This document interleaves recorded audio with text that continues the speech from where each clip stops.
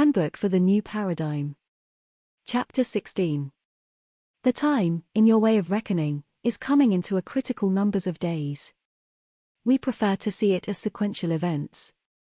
But, since the knowledge of what these events might be, is not available to you, time will have to be your way of being aware. We shall try to coordinate time-event correlation, with regard to those events that are important for you to be aware of. At the moment, the contact between the parenting groups is the focus of the moment. As things progress, we shall give you such information as is appropriate.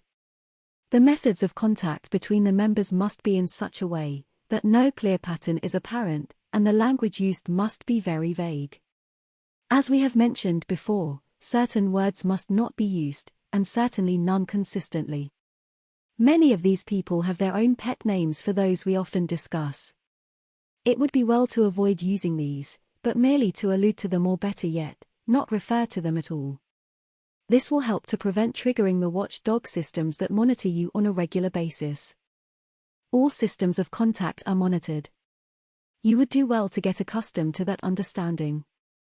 The more recently a method has come into use, the more easily it is monitored. Unfortunately, wire and tomato soup cans just can't fill the bill, so it is with thought and caution that you must use your communication devices. The dilemma of face-to-face meetings is that if you meet in a public place, you will be noticed, and if you begin to meet in a clandestine way, you will be noticed. This begins to sound like one of your spy movies, but things are as they are.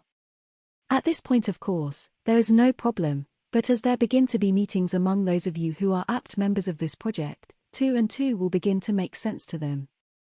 The ball must be passed onward and outward, with little return contact regarding the project in a repetitious fashion. No one person or group of persons is to shepherd the project.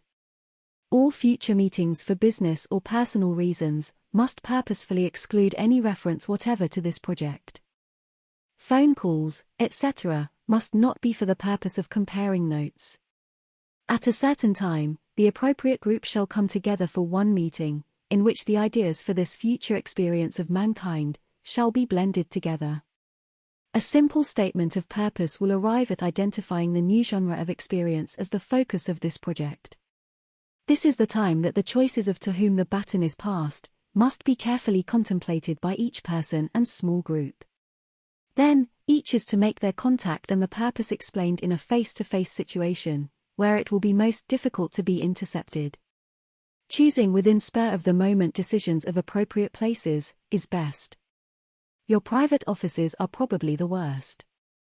As I have pointed out before, you are considered entities with special talents, and so are of special interest to them. Do not underestimate your stature in their eyes. We know of no other way to remind you of these parameters without setting the stage like a cloak and dagger movie, yet as this is but indeed as a play upon one small stage of creation, perhaps that is not at all inappropriate. So play your parts well.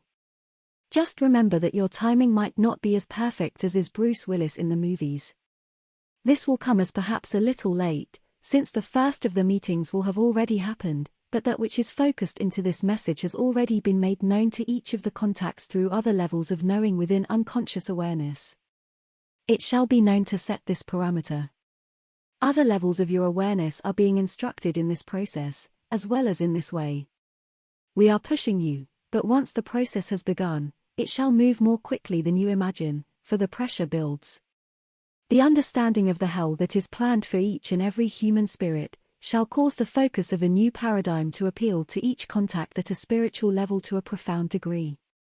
A desire to participate and to help with the solution to the planetary dilemma will be like letting go of a long-held breath within the spirit of each. An overwhelming gratefulness shall bring forth the action necessary, for it is said, God loves a grateful heart. This is true, and much can be accomplished through this emotion. It causes an uplifting of the spirit. Certainly, those of you who have been in service through the spreading of the truth to your fellow human beings can use an uplifting. As the acceptance of the future planned for this planet has come into your understanding, the failure of the people to grasp this and their refusal to believe its existence has caused you to face many a discouraging hour. But, you have each continued on with your spreading of the truth. Isn't this a glorious change of focus? The understanding that at long last there is a way, a plan to take shape, and the forces of creation are indeed here to give help. This shall be a pivotal point within each consciousness, that will bring a change of attitude and will begin to draw in multitudes of awakening people. It is not that the message of the truth of what is present and surrounding them will be different at this stage, but there will be a certain underlying attitude that will be the first trip of a trigger to each listening awareness. It will begin to be discussed, and the message passes from one to another in a gathering momentum. No longer will it be limited to only those who listen to the talk shows and lectures. Those who have read and informed themselves shall be asked to inform and explain. Faithful tellers of the awful tale, you are the avatars of this time. But in the new paradigm, victim martyrdom has no place. It is not in the plan to allow that pattern to continue. This information is for your consideration.